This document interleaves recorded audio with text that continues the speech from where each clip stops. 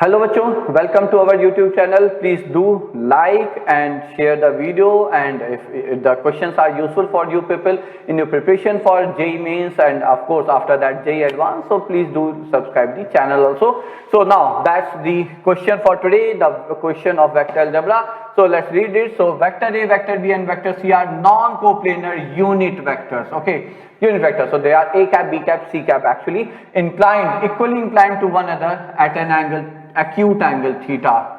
Okay, so now what do we get from here? So we know to get angles, we use dot product, and that is A dot B. If we go for vector A dot vector B, so it's magnitude of A into magnitude of B cos theta. But as all the vectors, given vectors A, B and C are unit vectors, so it's simply cos theta. So okay, so vector A dot B is cos theta. Similarly, can't we say directly bachcho, vector B dot vector C is again cos theta, and vector A dot vector C is again cos theta? I think all of you will agree with me for these statements at least. Okay, now what are we given? We are given this vector relation, vector A cross vector B plus vector B cross vector C is equal to P times vector A plus Q times vector B plus R times vector C. Then find PQR in terms of theta. So I am going to rewrite it. So vector A cross vector B plus vector B cross vector C is equal to P times vector A plus Q times vector B plus R times vector C. We have to find P, Q and R. Now see, since we know the magnitude of all the vectors, vector A, vector B, vector C, that's 1, and we know their dot product of any two vector there, A dot B, B dot C, C dot A. So what will I suggest is, just take first step, just take dot product with vector B here.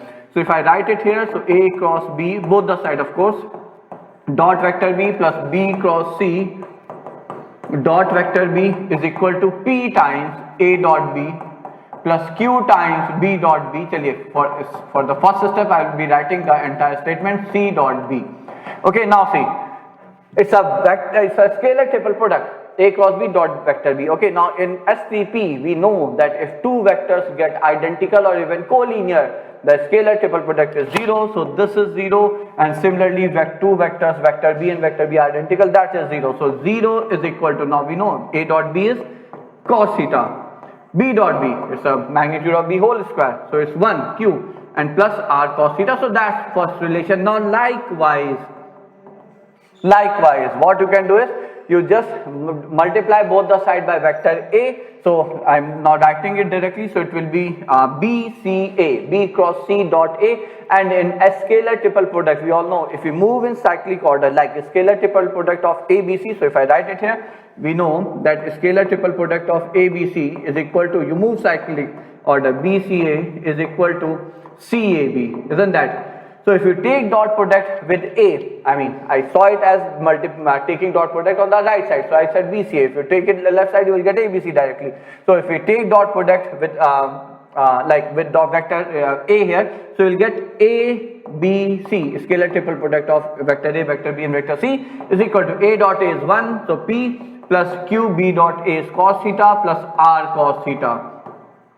Likewise, you take dot product with vector C again. So that's 0. So again that will be vector A, STP was vector ABC in the same order, and then it's A dot C which is cos theta, B dot C which is cos theta, and C dot C is 1 as magnitude of C whole square which is 1. They are all unit vector. Now see, you have 3 equations and 3 unknown, isn't that? So you can easily solve them to get the value for P, Q and R, the scalars P, Q and R. See, if we go on solving it quickly, so subtract these two.